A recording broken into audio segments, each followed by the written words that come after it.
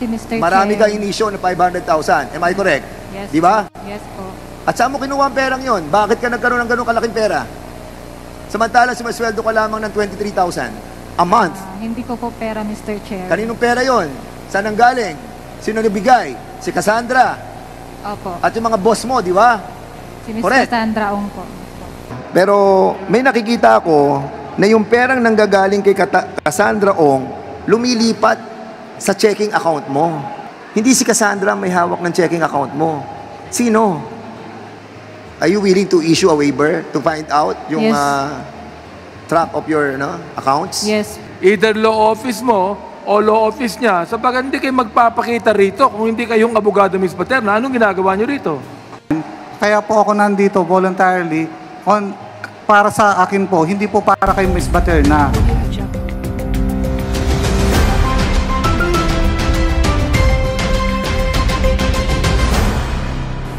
Cassie Ong is nowhere to be found. The resource speakers attending in our hearing refuse to acknowledge their connection to Lucky South. Okay, Ms. Paterna, narinig mo yung sinabi ni Congressman Abante. Hindi po, Mr. Chair. Pwede pong paulit. Sinasabi ni Chairman Abante na kung ikaw ba ay willing magsalita ng katotohanan at pawang katotohanan lamang. Yes po, Mr. Chair. Hindi ko po talaga totoong trabaho yung corporate secretary. Yung totoong trabaho ko po doon is sa gate pass lang po. Nag-i-issue lang po ako ng gate pass sa may main gate. Si Mr. Marami Chair. kang inisyo na 500,000. Am I correct? Yes. Di ba? Yes po. At saan mo kinuha ang perang yon? Bakit ka nagkaroon ng ganun kalaking pera? Samantala, sumasweldo ka lamang ng 23,000 a month. Hindi ko po pera, Mr. Chair. Kaninong pera yon? Saan ang galing? Sino nabigay? Si Cassandra. Opo. At yung mga boss mo, di ba? Si Ms. Correct. Cassandra Ong po. So inaamin mo na, Ronaline, na ginamit ka ng mga Chinese to issue these checks, right? Yes po, Mr. Chair. At sino? Yung Chinese na yon? Si Ms. Cassandra Ong po. Si Cassandra Ong. Yes Ayan. po, Mr. Chair. So si Cassandra Ong na ngayon ay nagtatago na hindi natin malaman kung nasaan, and even her property, no, Mr. Chairman, yung property niya dito sa Porac, may problema tayo sa PNP dahil yung kanyang freeze order sa kanyang bahay, wala pong freeze order. As a matter of fact, si Cassandra Ong can still use her property kahit alam natin na galing yun sa Pogo. And that's the reason why the issuance of contempt is just right and proper for her. Ikaw ba handang pumirma ng waiver? Binibigyan mo ng karapatan ang Quadcom na makita lahat ng bank transactions mo. It is answerable by yes or no only. Yes po, Mr. Chair. Yung Whirlwind Corporation, nagpadala rin sa iyo ng malalaking pera doon sa checking account mo. We sympathize with you, Ronaline. But the very fact na talagang mali yung ginawa mo, and yun sana ang inaasahan namin sa iyo nung last hearing kung nasabi mo ang lahat. Baka meron ka pang gusto sabihin, Ronaline. Good afternoon, Your Honor. I'm Attorney Henry O. Araneta. I'm counsel for this special occasion only to Miss Paterna, Your Honor. What we need is the owner of the NFC Mirales.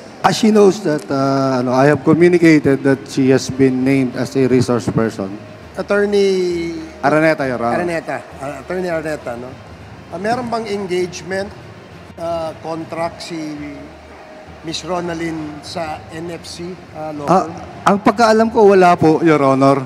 Parang she just asked to be accompanied sa Senate and dito ng lawyer ng NFC. Are you doing this pro bono para kay Ronaline? Pro hac vice, Your Honor. You can ask her kung ano, for Okay. the meantime. Sinong pumili nung law firm na nagre-represent sa'yo? So, Attorney Medina yung nasabi mo noong nakaraang hearing. Yes po, kung saan po ako nagsasign ng mga papers from Lucky South. Pinirmahan lamang ni Ms. Paterna ang mga papeles. Pero ang gumawa nung pinirmahan niya ay yung mga abogado. Tama ba ako, Ms. Paterna? Tama po, Mr. Chair. Okay. Ang tanong ganito, anong relasyon nyo, Atty. Medina, with this attorney? Ano pong relasyon ninyo? Do you belong to the same law office? No, Your Honor. Si Miss Cassandra Lee Ong, ang kanya pong nire-represent sa amin, yung Whirlwind Corporation. Ang engagement namin sa kanila is magpapa-review ng documents at magpapanotaryo lang. Kayo po ba ang gumawa ng mga papeles na pinirmahan ni Ms. Paterna? Hindi po, Your Honor. Kung hindi kayo ang gumawa ng mga papeles na pinirmahan ni Ms. Paterna, sino pa ang gumawa ng mga papeles na pinirmahan mo? Kasi Mr. Chair, usually pumupunta ko sa law firm ni Attorney Medina. Doon po ako nagpipirma doon sa logbook. Hindi ko po alam, Mr. Chair, kasi minsan binibigay na lang po nila sa akin para So, sino ang nagbigay sa'yo?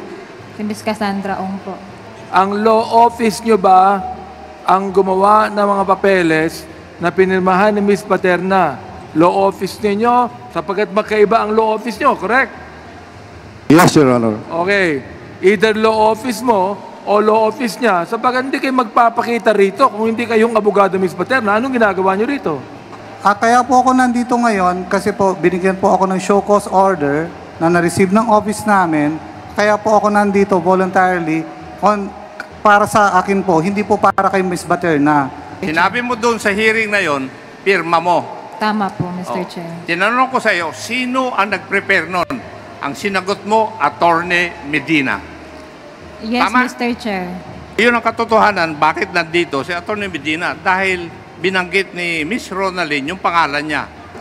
Kanina sinabi mo na yung checking account na nasa pangalan mo, na kung saan nagdalagay ng malalaking pera si Cassandra Ong, ay hindi mo hinahawakan. Sino may hawak? Si Miss Cassandra Ong po.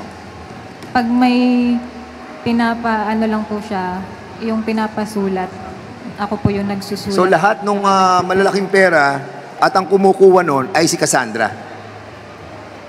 Hindi ko po alam, Mr. Chair, kung may pumapasok. Kasi nga po, hindi ko po hawak. May nakikita ako na yung perang nanggagaling kay Cassandra Ong lumilipat sa checking account mo. Are you willing to issue a waiver to find out yung Yes. track of your accounts? Yes po.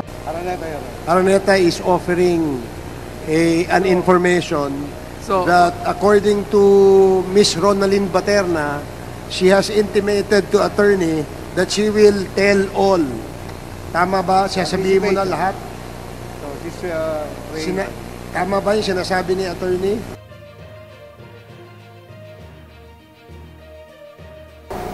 Thank you, Mr. Chairman. Mr. Chairman, with regards to, I am the one that cited in contempt, no? Moved to cite in contempt, Ms. Paterna. Now, Mr. Chairman, for me, the only way that, indeed, in the next hearing, Ms. Paterna will cooperate in this committee is for her to execute an affidavit under oath. This afternoon, Cassandra Ong was cited in contempt in violation of, I think, Section 11 of Paragraph A of our rules. Now, refusal to obey summons without legal excuse. Now, Mr. Chairman, I'd just like to move my second motion for Ms. Cassandra Ong to be detained in the House premises for 30 days. So move, Mr. Chairman. Second motion. There is a motion to cite in contempt Cassandra Ong, and with the penalty of detention for 30 days in the premises of the House of Representatives. The motion was duly seconded. Any objection? Hearing no objection, the motion is carried.